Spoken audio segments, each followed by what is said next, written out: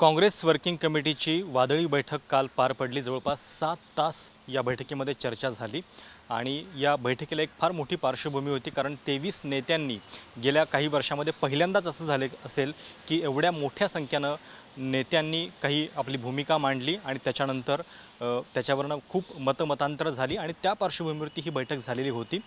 काय नेमकं या बैठकीतून साध्य झालेलं आहे?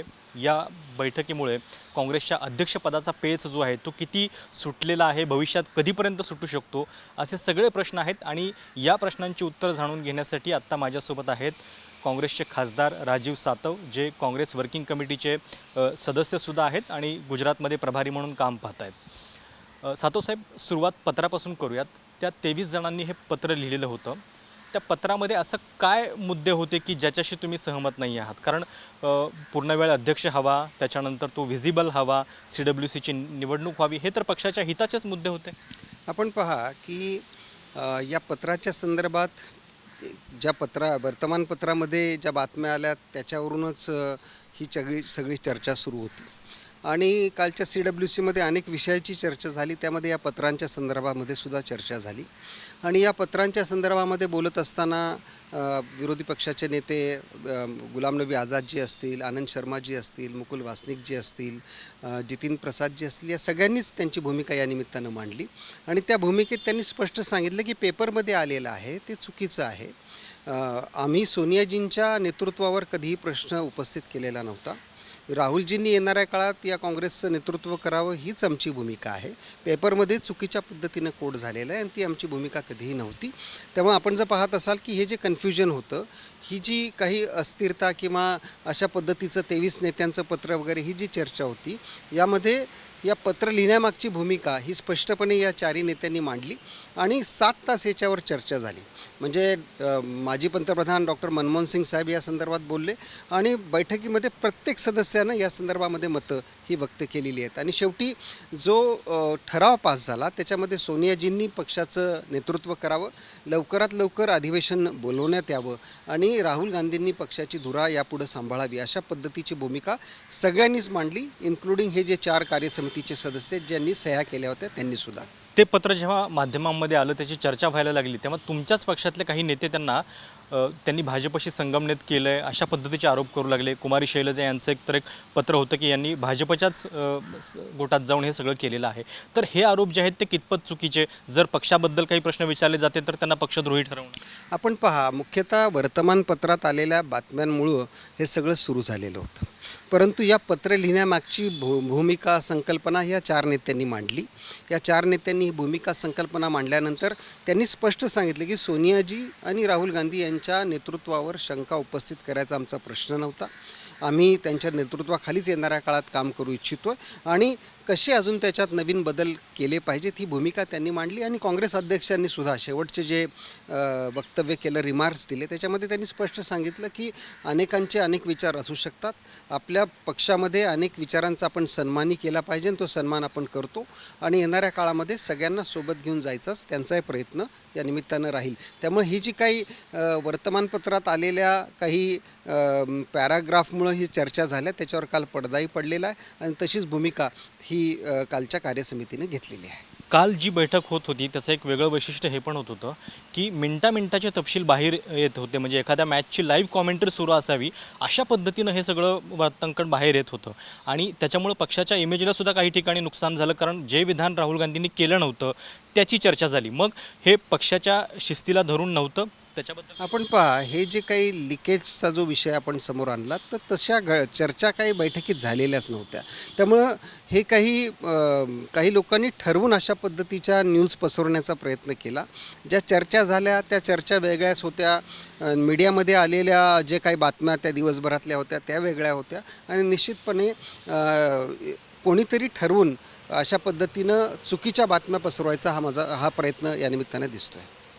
दुसरं एक जे पत्र बाहेर आलं त्याच्यामध्ये असंही बोललं जातं की राहुल गांधी गटाकडूनच हे पत्र लीक करण्यात आलं, कारण जेणेकरून या 23 जणांना जे आहे ते टार्गेट करण्यात यावं म्हणून। आपण पहा की ते पत्राचा मसुदा कोणी तयार केला, पत्र कोणी सह्या केल्या, किती जणांच्या कोणी सह्या केल्यात हेही काही अजून पूर्णपणे स्पष्ट झालेलं नाही आणि त्यातले जे महत्त्वाचे नेते होते त्यांनी काल जी भूमिका मांडली ती माझ्या दृष्टिकोनातून महत्त्वाची आहे की येणाऱ्या काळात काँग्रेस जे आहे ते काँग्रेसमध्ये सोनियाजींच्या नेतृत्वाखाली काम व्हावं आणि ते काम होत असताना मोदी सरकारच्या विरोधात कसा संघर्ष करायचा ह्याच भूमिकेतून आम्ही पत्र मांडलं असं त्यांचं म्हणणं होतं आणि काँग्रेस कार्यसमितीने याच्यामध्ये फार सकारात्मकपणे ही चर्चा झाली. पुढं अशा पद्धतीनं पत्र लिहायचीच असतील तर निश्चितपणानं लिहिली पाहिजेत, पण ती काँग्रेस अध्यक्षांना लिहिली पाहिजेत आणि मीडियामध्ये लीक नाही झालं पाहिजे अशी भूमिका या निमित्तानं झाली. आणि कालचं जी काही चर्चा होती किंवा परवाच्या वर्तमानपत्रात आलेली जी काही पत्राची चर्चा होती त्याच्यावर पडदा पडला. पण एक झालं की सोनियाजींनी जे सांगितलं की काँग्रेस हा अनेक विचारांचा आदर करणारा पक्ष आहे, प्रत्येकालाच प्रत्येकाचे मतं पटतील असं नाही, परंतु त्या सगळ्यांचा सन्मान करून आदर करून पुढं काम करावं ही त्यांची भूमिका आहे. आणि आपण एक परिवार आहोत, परिवारात मतभिन्नताही असू शकते. ज्या पद्धतीची म्हणजे सामान्यांमध्ये या संपूर्ण बैठकीनंतरची इमेज आहे ती अशी आहे की राहुल गांधींनी स्वतः सांगितलं आहे की ते अध्यक्ष बनू इच्छित नाही आहेत, मात्र तरीसुद्धा काँग्रेसचे नेते पुन्हा पुन्हा त्यांनाच आग्रह करतात. तर असं काय आहे की म्हणजे राहुल गांधींनी जर सांगितलं की त्यांना बनायचं नाही आहे तर काँग्रेसवाले मग दुसरा अध्यक्ष का निवडत नाहीत? यामध्ये राहुल गांधींनी ज्या पद्धतीनं आपण पाहत असाल की आत्तासुद्धा अनेक विषय मग चीनचं आक्रमण असेल, करोनाच्या संदर्भातल्या ज्या ज्या वॉर्निंग राहुलजींनी दिल्या त्या सगळ्या वॉर्निंगवर त्याच पद्धतीनं मोदी सरकार फेल झालेलं आहे. ना करोनाच्या संदर्भात मोदी सरकारनं कधी काम केलं, ना चायनाच्या आक्रमणाच्या संदर्भात पंतप्रधानांनी तर खोटं बोललेलं आहे त्या देशाशी. त्यामुळं या देशाला ताकदीचा असा नेता हा राहुल गांधींच्या रूपानं ते अनेक महिन्यापासून काम करतात. विशेषतः राजीनामा दिल्यानंतर करोनाच्या या काळात ज्या पद्धतीनं त्यांनी आक्रमकतेने मोदी सरकारचं पितळ उघडं पाडलेलं आहे, तर काँग्रेसचं नेतृत्व अशाच नेत्यानं केलं पाहिजे जो निडर असला पाहिजे आणि जो मोदी सरकारला हेड ऑन घेऊ शकणारा असला पाहिजे. आणि असा नेता हा फक्त राहुल गांधी आहे. त्यामुळे ती भूमिका या निमित्तानं आहे. जर ते स्वतःच नाही म्हणतायत तर मग काँग्रेस दुसरा पर्याय का निवडत नाही? आणि जर दुसरा अध्यक्ष असेल तर त्याच्या नेतृत्वात राहुल गांधी हा आक्रमकपणा दाखवू शकणार नाहीत? आतासुद्धा सोनियाजींच्या नेतृत्वामध्ये हा विषय सुरूच आहे. पण मुद्दा हा आहे की राहुल गांधी जर या काँग्रेसचं नेतृत्व करणार असतील तरच खऱ्या अर्थानं मोदी सरकारला हेड ऑन घेऊ जाऊ शकतं. आपण पहा गुजरातमध्ये कोणालाही कॉन्फिडन्स नव्हता, परंतु गुजरातमध्ये राहुलजींनी लीडरशिप सांभाळली आणि आम्ही गुजरातमध्ये भाजपाला सळोकी पळो करून सोडलं. त्यामुळे सर्वसामान्य काँग्रेस जणांची ही इच्छा आहे की येणाऱ्या काळामध्ये काँग्रेसचं नेतृत्व राहुलजींनी करावं आणि आम्हाला विश्वास आहे की येणाऱ्या काळात ते या पक्षाचं नेतृत्व करतील. लोकसभा निवडणुकीनंतर राहुल गांधींनी तडकाफडकी राजीनामा दिला. आता हंगामी अध्यक्षपदाला सोनिया गांधींच्या 1 वर्ष पूर्ण झालं. काल तुमची बैठक झाली, त्याच्यामध्ये आता अजून 6 महिन्यांची त्याला एक्सटेन्शन देण्यात आलेली आहे.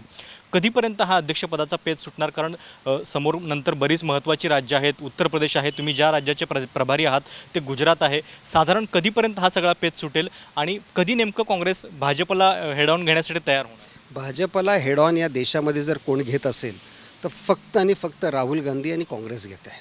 त्यामुळं अध्यक्षपदी सोनियाजी आहेत का अध्यक्षपदी राहुल गांधी आहेत हा विषय महत्त्वाचा नाही आहे. महत्त्वाचं आहे ज्या पद्धतीनं राहुलजी दररोज विषय मांडत आहेत, म्हणजे दररोज एकेका विषयावर राहुलजींकडून मतं व्यक्त होतं आणि त्याच्यावर उत्तर द्यायला 10-10 मंत्र्यांना 8-8 मंत्र्यांना दररोज प्रेस कॉन्फरन्स करावे लागतात. त्यामुळं विरोधी पक्ष म्हणून काँग्रेस ताकदीनं मोदी सरकारला अंगावर घेतच आहे.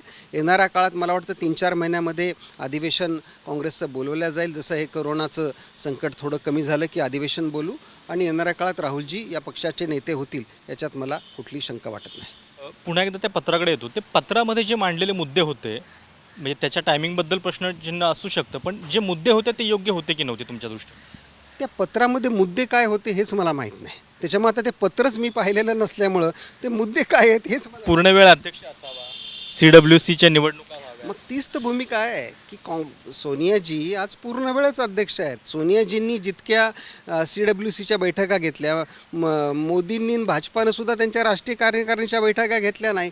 ज्या पद्धतीनं ॲग्रेसिव्हली काँग्रेस पक्ष, आता राजस्थानचं संकट होतं, काँग्रेसला ज्या पद्धतीनं त्यातनं मार्ग काढला, मोदी सरकार CBI ED कुठला विषय नव्हता. म्हणजे ह्यांनी आमदार हाताला लागत नाहीत तर CBI ED राज्यपाल या सगळ्यांची मदत घेतली, पण तरीसुद्धा सोनियाजींच्या नेतृत्वाखाली राहुलजींनी ह्यातनं मार्ग काढला. त्याच्यामुळं सोनियाजी ह्या फुल टाईमच अध्यक्ष आहेत आणि त्यांनी येणाऱ्या काळात नेतृत्व करावं ही भूमिका त्या बाकीच्या 4 नेत्यांनी मांडली आणि फुल टाईम अध्यक्ष ऑलरेडी आहेच. मुद्दा कसा आहे की कदाचित त्यांच्या वर्डिंगमध्ये काही कमी जास्त झाला असेल, परंतु शेवटी काँग्रेस परिवारात थोडं बहुत काही असं होतं आणि त्यांनी काल जे स्पष्टीकरण दिलं तेही सोनियाजींनी स्वीकारलं आणि येणाऱ्या काळामध्ये सगळ्यांच्या मताचा आदर हा केलाच जाईल. पण एक आहे की सोनियाजी आणि राहुलजींच्या नेतृत्वाखाली काम झालं पाहिजे, हीच भूमिका सह्या करणाऱ्या 4 नेत्यांनी सुद्धा काल मांडलेली आहे. AICC सेशन लवकरात लवकर होईल असं काल सांगितलं गेलं आहे, पण पुन्हा एकदा तेच होणार, राहुल गांधींच्याच नावाचा सगळेजण आग्रह धरतील आणि राहुल गांधीच हेच अध्यक्ष बनतील. राहुलजी अध्यक्ष व्हावेत ह्या देशातल्या तमाम काँग्रेसजनांची इच्छा आहे आणि आपण पाहत असाल की या सगळ्या संकटामध्ये करोना चीनच्या ह्याच्यामध्ये एकाच नेत्यानं फार ताकदीनं आवाज उठवला, ते राहुलजींनी उठवला आणि त्यामुळं राहुलजींनी झालं पाहिजे ही भूमिका आहे आणि मला खात्री आहे की ते काँग्रेसजनांच्या या इच्छेचा सन्मान करतील. पण 2014च्या लोकसभा निवडणुकीत 44, 2019ला 52, तरीसुद्धा राहुल गांधी यांच्याच नेतृत्वाचा आग्रह का आहे? राहुल गांधी कशा पद्धतीनं भाजपशी टक्कर घेऊ शकणार आहे? दुसरा पर्याय का चाचपून पाहत नाही? आपण पहा की गुजरातमध्ये आम्ही 40-42 होतो. अहमद पटेल साहेब ज्यावेळेस निवडणुका लढत होते, आमचे 15-16 आमदार, आमचा विरोधी पक्षनेतासुद्धा त्यावेळेस विरोधात निघून गेलेला होता. राहुल गांधीच होते की ज्यांनी मोदींच्या विरोधात आणि भाजपाच्या विरोधात तिथे रणशिंक फुंकलं आणि मोदी आणि अमित शहांना फार सळोकी पळून करून त्यांनी गुजरातमध्ये सोडलं. राहुल गांधीच होते ज्यांनी मध्य प्रदेश, राजस्थान, छत्तीसगड या राज्यामध्ये तिथला भाजपाचा सारीपाट आणि भाजपाचं एकंदरीत सगळं रणनीती ती उधळून लावली. हां, लोकसभेमध्ये आम्हाला अपेक्षित यश आलं नाही, परंतु राजकारणामध्ये यश अपयश हा फॅक्टर असू शकतो. परंतु राहुल गांधीच होते ज्यांनी ज्या पद्धतीनं मग तुम्ही पाहत असाल की सूटबुटकी सरकार असेल, अनेक असे विषय आहेत की जेणेकरून या सरकारला बॅकफुटवर फक्त राहुलजींनीच आणलं आणि त्यामुळे येणाऱ्या काळात राहुलजींच्या नेतृत्वाखाली काँग्रेस पक्ष मोदी सरकारला सत्तेवरून पायउतार करेल, कारण जे आश्वासनं या सरकारनं दिली ती काही त्यांना पाळता आलेली नाहीत. कालचा दिवस जो आहे तो काँग्रेस पक्षाच्या दृष्टीनं सुद्धा महत्त्वाचा होता. एक मोठं मंथन झालं, 7 तासांची बैठक झाली. तुम्ही या बैठकीमध्ये उपस्थित होतात. काँग्रेस पक्षाच्या वाटचालीतला हा एक महत्त्वाचा टप्पा होताच, पण ज्या नेत्यांनी हे पत्र लिहिलं होतं त्यांना ज्या पद्धतीनं पक्षद्रोही ठरवलं जातं आहे, म्हणजे महाराष्ट्रातल्या कॅबिनेट मंत्र्यांनी सुद्धा सांगितलं की मोकळं फिरू देणार नाही जर त्यांनी माफी मागितली नाही आहे, तर हे चित्रसुद्धा जाणं चुकीचं असं वाटतं. आपण पहा, त्या वर्तमानपत्रात बातम्या आल्यानंतर अनेक जणांनी अनेक भूमिका व्यक्त केल्या. त्या भूमिका परवा व्यक्त झाल्या, काही जणांनी काल व्यक्त केल्या.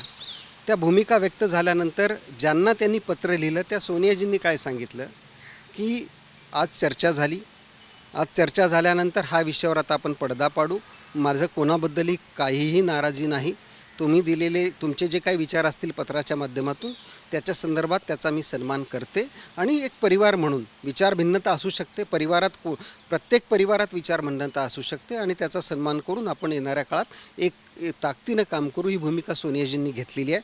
त्यामुळं जे काही कटू शब्द या दरम्यानच्या काळात निघालेले असतील, मला वाटतं तर सोनियाजींनी जिथं सगळ्यांना सोबत घ्यायची भूमिका ठेवलेली आहे तिथं सगळेच जण ही भूमिकेचा अंगीकार करतील आणि एकत्रितपणे सगळ्यांसोबत काम आपण करू. शेवटचा प्रश्न, हे जे सगळं प्रकरण झालं पत्राचं, त्याच्यानंतर काँग्रेसमधला एक जुना वाद आहे ओल्ड वर्सेस यंग, तर आता या सगळ्या ह्याच्यामुळं नवे जे आहेत, तरुण तुर्क जे आहेत, त्यांची बाजू अधिक भक्कम झालेली आहे पक्षात. काल मनमोहन सिंग साहेबांनी जी भूमिका मांडली, काल अँटनी साहेबांनी जी भूमिका मांडली, काल अंबिकाजींनी जी भूमिका मांडली, पंजाबच्या मुख्यमंत्र्यांनी जी भूमिका मांडली, तीच भूमिका सगळ्यांनी त्यालाच समर्थन सगळ्यांनी दिलेलं आहे. मुख्यतः हा जो नवीन आणि जुना किंवा तरुण आणि वृद्ध असा जो वाद आहे, हा तुम्हा मीडियांनीच सुरू केलेला वाद आहे. तसा वाद कधीच काँग्रेसमध्ये नव्हता. सगळेजण एक सुरातच काम करत होते. हां, मतभिन्नता असू शकते, परंतु असा वाद कधीही काँग्रेसमध्ये नव्हता. तर हे होते काँग्रेस खासदार राजीव सातव. आणि काल जी बैठक झाली, ज्या बैठकीतून एक वादळी मंथन झालं, अध्यक्षपदाचा पेच आहे, त्याच्यानंतर 23 नेत्यांचं ते पत्र, त्या पत्रानं होणारे वेगवेगळ्या चर्चा, या संदर्भातली सगळी उत्तरं जी आहेत ती त्यांनी आपल्याशी बोलताना दिली आहेत. कॅमेरामॅन मानसह प्रशांत कदम, ABP माझा, नवी दिल्ली.